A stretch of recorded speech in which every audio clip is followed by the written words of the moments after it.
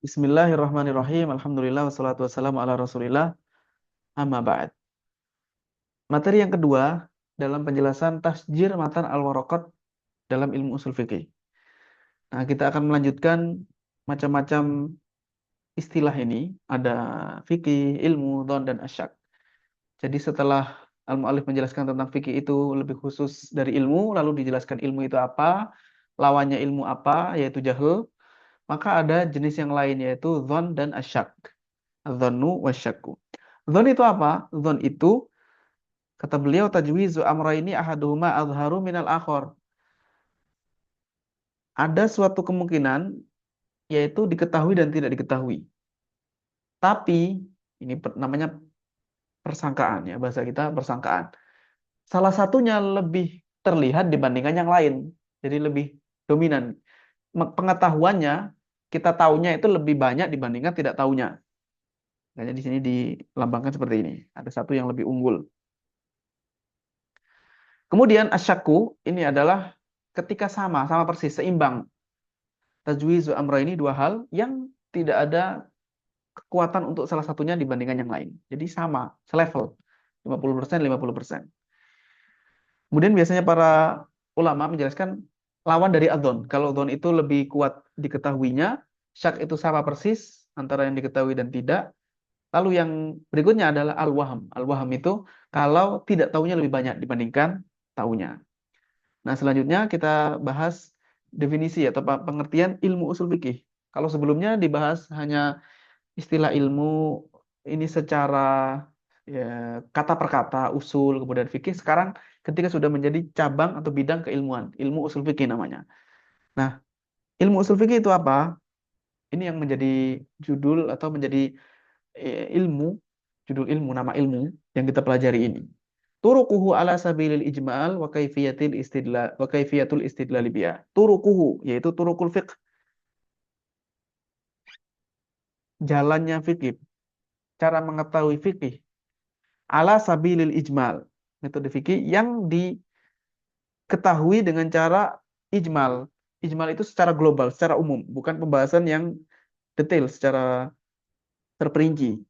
Contohnya, perintah itu menunjukkan wajib. Terlepas dari ini perintah dalam hal apa. Yang penting kaidahnya perintah itu menunjukkan wajib pada asalnya. Kemudian larangan itu menunjukkan keharaman. Nah, itu namanya mengetahui fikih secara ijmali. Terus ilmu usul fikih juga wa kaifiyatul istidlali biha, dan cara dengan fikih tadi kita bisa mengetahui cara beristidlal, cara mengambil suatu hukum dari dalil. Nah, itu namanya istidlal. Bagaimana caranya? Ini disebutkan dua. Dalil-dalilnya secara global dan cara memakai dalil tadi. Jadi beliau menyebutkan dua ini. Tapi kita akan lihat sebenarnya beliau di usul fikih ini akan menjelaskan dan sebagian ulama memasukkan jenis yang ketiga ini ke definisinya tentang halul mustafid, siapakah orang-orang yang bisa istidlal, bisa ijtihad. Maka beliau menjelaskan bab-bab apa saja yang dibahas di usul fikih secara umum. Kita akan mengenali istilah-istilah ini. Kita akan mendapatkan istilah-istilah. Mungkin sebagian yang mendengarkan akan melihat, wah, ini baru. Ya, nanti akan dijelaskan insya Allah. Sedikit demi sedikit. Bab-bab usul fikih, macam-macam al-kalam, ucapan dalam bahasa Arab. Kemudian pembahasan perintah dan larangan. Pembahasan umum dan khusus. Mujmal dan mubayyan. Zahir muawwal. Kemudian al-af'al, perbuatan. Kemudian nasikh dan mansukh. Nah, itu. Selanjutnya adalah al-ijma wal akhbar wal qiyas. Ini dalil-dalilnya. Ijma, hadis ya, qiyas, hadar ini larangan, ibahah diperbolehkan, tartibul adillah, urutan-urutan dalil. Lalu pembahasan yang ketiga, sifatul mufti wal mustafti. Sifat adab-adabnya, kemudian kriterianya, kondisi siapakah mufti itu, syarat-syaratnya apa, lalu mustafti, orang yang meminta fatwa.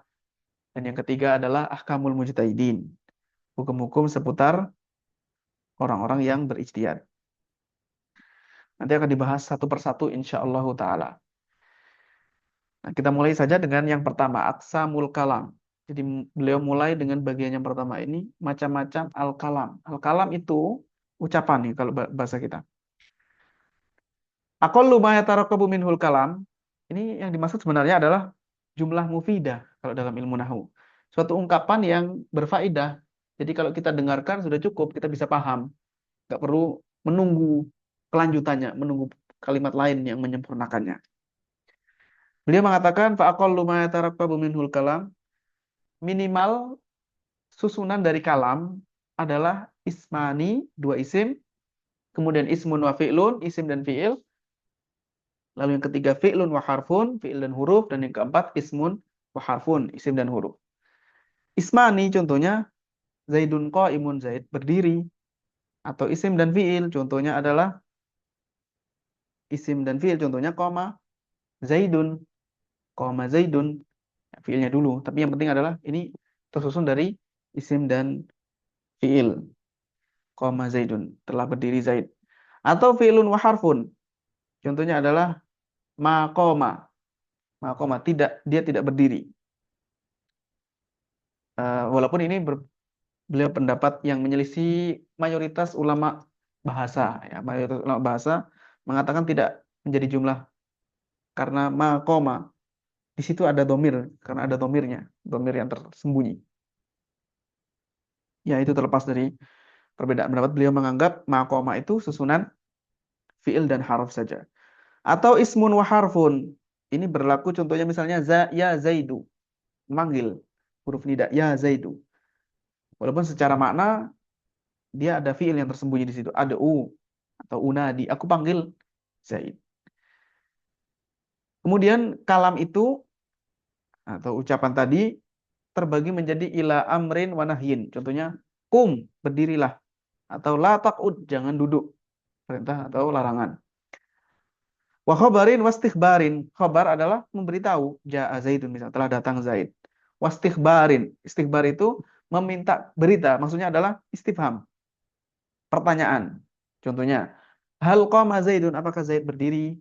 Kemudian jawabannya bisa jadi iya atau tidak.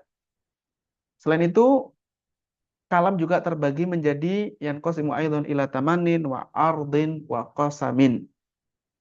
Terbagi menjadi tamanin. Cita-cita atau harapan yang sulit untuk dicapai. Suatu cita-cita. Contohnya misalkan ada orang yang mengatakan laitas syababa ya'udu.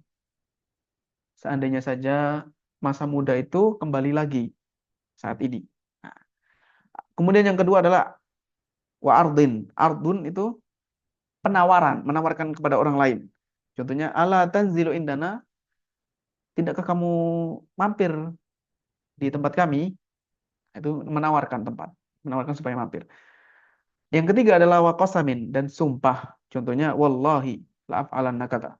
Demi Allah saya akan melakukan perbuatan tertentu. Nah, itu namanya qasam. Demikianlah materi yang kedua ini, semoga dapat dipahami dengan baik. Wassalamualaikum warahmatullahi wabarakatuh. Walhamdulillahi rabbil alamin.